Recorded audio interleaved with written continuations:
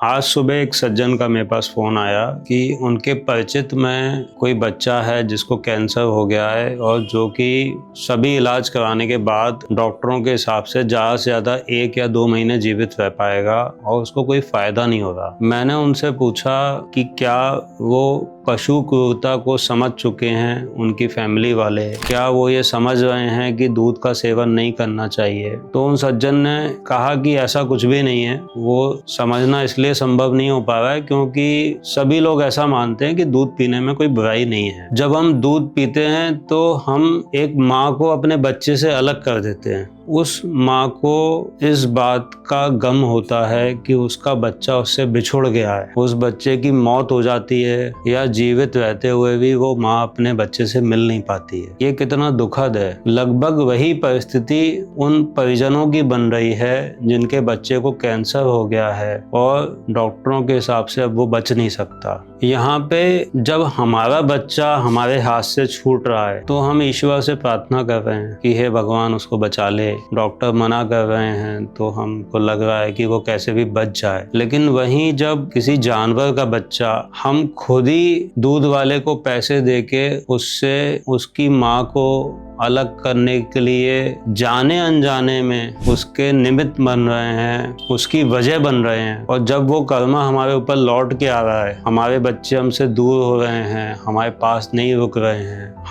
हमसे बिछुड़ रहे हैं, उनको तरह तरह की तकलीफें आ रही हैं, तब भी हम उस चीज़ को नहीं समझ पा रहे हैं कि जो हम कर रहे हैं उसी कर्मों का ये फल है। हम ये नहीं समझ पा रहे कि जो भी हमारे साथ गलत हो रहा है उसमें ऊपर वाले की स्वीकृति है, और हमारे मंदिर जाने से, मस्जिद जाने से वो स्वीकृति बदल नहीं रही है। उसको भोग लगाने से, उसकी आरती करने से वो खुश नहीं हो रहा है। उसके बनाए गए जीवों को कष्ट देने से वो दुखी है हमसे। हमारे गलत काम का परिणाम हमें भुगतना पड़ रहा है। तो आइए उस दुख को समझिए और अपने जीवन में सुधार लेके आइए। किसी भी जानवर से प्राप्त किसी भी वस्तु का उपयोग ना करें, चाहे वो दूध हो, दूध से बनी चीज़ें हों, अंडा, मांस, शहद, ऊन, रेशम इत्यादि की चीज़ें हों। किसी जानवर का उपयोग ना करें, किसी घोड़े या गधे पे ना बैठें, अपनी सुविधा के अनुसार किसी भी जीव को कष्ट ना दें, खुद भी खुशी से रहें, औरों को भी खुशी से रहने दें।